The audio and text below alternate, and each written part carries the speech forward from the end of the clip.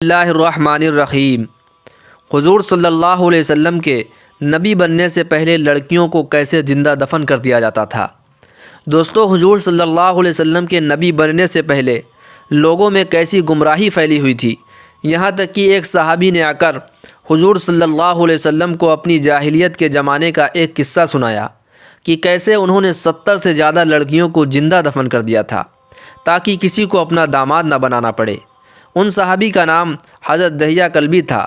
وہ ایک مرتبہ مدینہ میں حضور صلی اللہ علیہ وسلم کی خدمت میں حاضر ہوئے اور کہنے لگے کہ اللہ کے رسول، مجھے ہر وقت ایک بات کا ڈر ستاتا رہتا ہے جس کو لے کر میں بہت زیادہ پریشان رہتا ہوں، کیونکہ اسلام لانے سے پہلے مجھ سے کچھ ایسے گناہ ہو گئے ہیں کہ ڈر لگتا ہے کہ اللہ تعالیٰ میرے ان گناہوں کو معاف کرے گا یا نہیں۔ یہ سن کر حضور صلی اللہ علیہ وسلم نے پوچھا کہ دحیہ وہ کون سا گناہ ہے جس کو لے کر تم اتنا پریشان رہتے ہو؟ تو حضرت دحیہ رضی اللہ عنہ نے جواب دیا کہ اللہ کے رسول، میں اپنی قوم کا سردار تھا۔ آپ کے نبی بننے سے پہلے جب میری قوم گمراہی میں پڑی ہوئی تھی تو اس وقت ہمارے علاقے میں لڑکیوں کی پیدائش پر انہیں زندہ دفن کر دینے کا رواج تھا، کیونکہ کوئی بھی کسی کو اپنا داماد بنانا ذلت سمجھتا تھا۔ میں نے خود اپنے ہاتھوں سے 70 سے زیادہ لڑکیوں کو زندہ دفن کیا ہے۔ اتنا کہہ کر حضرت دحیہ رضی اللہ عنہ بہت رونے لگے اور پھر آگے کا قصہ سنایا۔ فرمایا کہ اللہ کے رسول، ایک دن کی بات ہے کہ مجھے کسی دوسرے شہر تجارتی کاموں میں جانا تھا۔ اس وقت میری بیوی حمل سے تھی اور اس کے پیٹ میں میرا بچہ تھا۔ میرا کام ایسا تھا کہ مجھے گھر لوٹتے لوٹتے 7 سال گزر جاتے۔ اس لیے جاتے وقت میں نے بیوی سے کہا کہ اگر ہمارے گھر لڑکا پیدا ہو تو اس کی اچھے سے تربیت کرنا اور اسے کسی کمی کا احساس نہ ہونے دینا، اور اگر لڑکی پیدا ہو تو اسے زندہ ہی دفن کر دینا، میری کمائی کا اس پر ایک پیسہ بھی خرچ نہ کرنا۔ اتنا کہہ کر میں گھر سے نکل گیا اور کئی سالوں کے لیے دور ایک شہر جا کر تجارت کرنے لگا۔ وقت گزرتا جا رہا تھا اور مجھے اپنے بیوی بچے کی کوئی خبر نہیں تھی۔ میں تو دل ہی دل خوش تھا کہ میرے گھر تو لڑکا پیدا ہوا ہوگا، لیکن شاید اللہ کو کچھ اور ہی منظور تھا۔ اس لیے جب میں 7 سال کے بعد اپنے گھر واپس لوٹا تو بڑی امیدوں کے ساتھ گھر کا دروازہ کھٹکھٹایا۔ تھوڑی دیر کے بعد ایک چھوٹی سی بچی نے آ کر دروازہ کھولا تو میں نے اسے دیکھ کر پوچھا کہ لڑکی تم کون ہو؟ اس بچی نے جواب دیا کہ میں اس گھر کے مالک کی بیٹی ہوں۔ یہ سنتے ہی میرے ہوش اڑ گئے اور غصے سے میری آنکھیں لال پڑ گئیں۔ میں نے اس لڑکی سے کہا کہ اگر تم اس گھر کے مالک کی بیٹی ہو تو میں اس گھر کا مالک ہوں۔ جیسے ہی میں نے یہ بات کہی تو وہ بچی میری ٹانگوں سے لپٹ کر خوش ہونے لگی اور کہنے لگی کہ ابا جان، آپ مجھے چھوڑ کر کہاں چلے گئے تھے؟ میں تو ہر روز آپ کو یاد کیا کرتی تھی۔ وہ لڑکی برابر میرے ٹانگوں کو پکڑ کر بولتی جا رہی تھی اور میں اندر ہی اندر غصے کی آگ میں جل رہا تھا۔ پھر ایک دم میں نے اس لڑکی کو دھکا دیا اور وہ دور جا کر گری۔ میں غصے میں گھر کے اندر آیا اور بیوی سے پوچھنے لگا کہ آخر یہ بچی کس کی ہے؟ میرا یہ سوال سن کر بیوی رونے لگی تو میں سمجھ گیا۔ بہت دیر بعد بیوی نے روتے ہوئے جواب دیا کہ دحیہ، یہ تمہاری ہی بچی ہے۔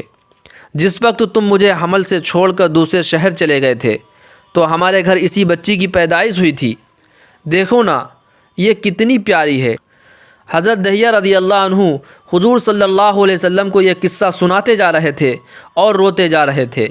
حضرت دحیہ نے کہا کہ اللہ کے رسول، حقیقت میں میری بچی بہت خوبصورت اور پیاری تھی۔ میرا دل کر رہا تھا کہ میں اسے اپنے سینے سے لگا کر پیار کروں، لیکن اگلے ہی پل خیال آیا کہ اگر میں نے ایسا کیا اور اپنی بچی کو گھر میں ہی رکھ لیا تو قبیلے والے طعنہ دیں گے کہ دحیہ، تم تو ہمارے قبیلے کے سردار ہو اور آج تک تم دوسروں کی لڑکیوں کو دفن کرتے آئے ہو۔ اب جب اپنی لڑکی کا نمبر آیا تو اس میں محبت دکھانے لگے۔ یہ کیسا انصاف ہے؟ اللہ کے رسول، اس وقت میں فیصلے کو دو راہے پر کھڑا تھا۔ ایک طرف تو میرے اندر اپنی پیاری سی 6 سال کی بچی کے لیے محبت امڑ رہی تھی، تو دوسری طرف قبیلے والوں کے طعنوں کا ڈر تھا۔ اس لیے آخر میں نے فیصلہ کر ہی لیا کہ میں اپنی اس بچی کو زندہ ہی دفن کر دوں گا، جیسا کہ میرے قبیلے کا رواج ہے۔ پھر میں نے گھر کے ایک کونے سے کدال اٹھائی اور لڑکی کو گود میں لے کر باہر کی طرف جانے لگا تو میری بیوی نے دوڑ کر میرے پیر پکڑ لیے اور روتے ہوئے کہنے لگی کہ دحیہ، میں تمہیں اللہ کا واسطہ دیتی ہوں، یہ تمہاری ہی تو بچی ہے، اسے مت مارو۔ دہیا یہ بہت معصوم ہے، اور جب سے تم اسے چھوڑ کر دور گئے ہو تو یہ ہر رات مجھ سے پوچھا کرتی تھی کہ میری امی میرے ابا کہاں ہیں اور وہ کب آئیں گے۔ ماں تو آخر ماں ہوتی ہے، وہ کیسے برداشت کر سکتی ہے کہ اس کے زندہ بچے کو دفن کر دیا جائے۔ اس لیے میری بیوی برابر میرا پیر پکڑے روتی جا رہی تھی، لیکن میں نے اس کی ایک نہ سنی اور آخر بیوی کو دھکا دے کر گھر سے باہر نکل آیا۔ میری بیٹی میرے گود میں تھی اور دوسرے ہاتھ میں پھاوڑا تھا۔ میں تیزی سے قبرستان کی طرف بڑھتا جا رہا تھا۔ اچانک میری بیٹی مجھ سے پوچھنے لگی کہ میرے پیارے ابا، کیا آپ مجھے نانی کے گھر لے جا رہے ہیں؟ میرے ابا، کیا آپ مجھے کھلونے دلانے جا رہے ہیں؟ میری بچی مجھ سے برابر سوال کیے جا رہی تھی اور میں خاموش اس کا کوئی بھی جواب نہیں دے رہا تھا۔ آخر چلتے چلتے میں قبرستان میں پہنچ گیا اور بچی کو ایک جگہ بٹھا کر پاس ایک گڈھا کھودنے لگا۔ دھوپ بہت تیز تھی، اس لیے گڈھا کھودتے ہوئے میرے سارے جسم سے پسینہ بہہ رہا تھا۔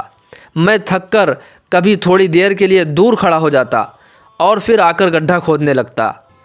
میری پیاری بچی پاس بیٹھی یہ سب کچھ دیکھ رہی تھی۔ اچانک وہ میرے پاس آئی اور کہنے لگی کہ میرے ابا جان، آپ اتنی تیز دھوپ میں کام کیوں کر رہے ہیں؟ چلو ہم لوگ گھر چلتے ہیں۔ اور پھر وہ بچی اپنے دوپٹے سے میرے چہرے پر لگے پسینے کو پوچھنے لگی اور میرے بالوں میں جو مٹی پڑ رہی تھی اسے وہ اپنے معصوم ہاتھوں سے جھاڑنے لگی۔ میری بچی مجھ سے بار بار کہہ رہی تھی کہ میرے ابا جان، آپ ایسی دھوپ میں محنت نہ کریں، مجھے آپ کو پریشان ہوتا دیکھ بالکل نہیں اچھا لگ رہا۔ میری اس معصوم بچی کو نہیں پتہ تھا کہ میں ایک سخت دل باپ اس کے ساتھ کیا کرنے جا رہا ہوں۔ وہ تو بیچاری دل ہی دل خوش تھی کہ آج اتنے سالوں کے بعد اس کے والد بہت دور شہر سے واپس آئے ہیں، لیکن میں اپنی بچی کو دیکھ کر خوش نہیں تھا، اس لیے کڑی دھوپ میں بھی تیزی سے وہ گڈھا کھودے جا رہا تھا۔ آخر جب میں نے وہ گڈھا پوری طرح کھود لیا تو اپنی بچی کو بہانے سے بلا کر اس گڈھے میں دھکا دے دیا۔ گڈھے میں گرتے ہی میری بچی زور زور سے رونے لگی اور کہنے لگی کہ میرے ابا جان، یہ آپ میرے ساتھ کیا کر رہے ہیں؟ لیکن میں نے ایک بار بھی اس پر ترس نہ کھایا اور فاوڑے سے اس پر مٹی ڈالنے لگا۔ وہ بچی روتے ہوئے کہے جا رہی تھی، میرے ابا جان، مجھے مت مارو، میں اب کبھی بھی آپ سے کھلونے لانے کو نہیں کہوں گی، نہ کبھی نانی کے گھر جانے کو کہوں گی۔ میرے پیارے ابا، مجھے معاف کر دو، میں آپ سے بہت محبت کرتی ہوں۔ اللہ کے رسول، اس وقت میری معصوم بچی اپنے چھوٹے چھوٹے ہاتھ میری طرف پھیلا کر مجھ سے رحم کی بھیک مانگ رہی تھی، اور مجھ جیسے ظالم باپ کو ایک بار بھی اس پر ترس نہ آیا۔ آخر جب میری بچی میری طرف سے بالکل مایوس ہو گئی تو اس نے آسمان کی طرف نظریں اٹھا کر کہا کہ اے میرے رب، میں نے سنا ہے کہ اب ایک نبی آنے والا ہے اور وہ بیٹیوں کی عزت بچائے گا اور لوگوں کو صحیح راہ دکھائے گا، تو میرے رب اس نبی کو بھیج دو، کیونکہ تیری دھرتی پر معصوم بیٹیوں کو زندہ دفن کیا جا رہا ہے۔ وہ صحابی فرماتے ہیں کہ اللہ کے رسول، میں اپنی بچی پر مٹی ڈالتا جا رہا تھا اور آخر میں نے اسے پوری طرح زمین میں زندہ ہی دفن کر دیا۔ وہ اندر ہی اندر تڑپ کر مر گئی۔ اتنا واقعہ سنانے کے بعد وہ صحابی بہت زور زور رونے لگے اور کہنے لگے کہ اے اللہ کے رسول، میرے سر یہ ایک ایسا گناہ ہے جو مجھے ہر وقت پریشان کرتا رہتا ہے کہ آخر قیامت میں میرا یہ گناہ معاف کیا جائے گا یا نہیں۔ حضرت دہیہ کلبی رضی اللہ عنہ کے زبان سے ایسا دردناک واقعہ سن کر حضور صلی اللہ علیہ وسلم بھی اتنا زیادہ روئے کہ آپ کی داڑھی مبارک آنسوؤں سے تر ہو گئی، اور پھر آپ صلی اللہ علیہ وسلم نے ان صحابی سے فرمایا کہ دہیہ، تم اللہ سے اپنے اس گناہ کی توبہ کرو، تمہارا رب بہت معاف کرنے والا ہے۔ دوستو، حضور صلی اللہ علیہ وسلم کے نبی بننے سے پہلے عورتوں کی کوئی بھی عزت نہیں تھی۔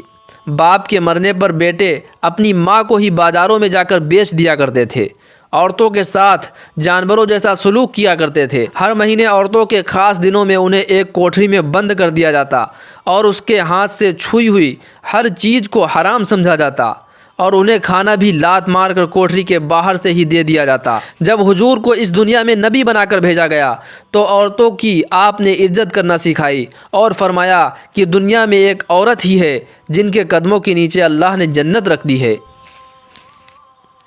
دوستو ہم سب اپنے ماں و بہنوں کی قدر کریں، اللہ پاک ہم سب کو عمل کرنے کی توفیق عطا فرمائے۔